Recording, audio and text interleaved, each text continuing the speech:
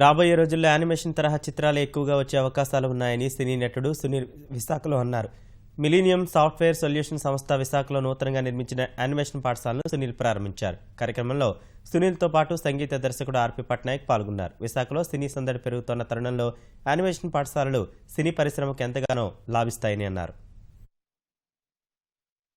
వైజాగ్ బేస్డ్లో ఎవరన్నా షూటింగ్ ఇక్కడే జరుపుతున్నారు అనుకోండి, అలా 2 months 3 months ఇక్కడ ఉంటారు కదా, ప్యారలల్ గా సైమల్టేనియస్ గా ఈ animation work, titles work, characters work చేసుకోవడానికి బాగా అవకాశం ఉందండి.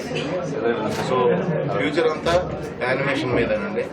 నవడేస్ లో అయితే యానిమేషన్ మీద సినిమా తీసి మాలాంటి ఎవరైనా ఆర్టిస్టులు డబ్బింగ్ కూడా చెప్తున్నాం యానిమేషన్ క్యారెక్టర్స్ కి. ఇది చాలా పెద్ద యానిమేషన్ సంస్థ అవ్వాలని మనస్ఫూర్తిగా కోరుకుంటున్నాను.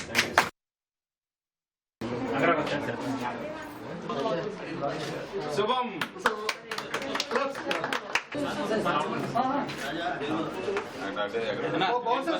ఎక్కడ షూటింగ్?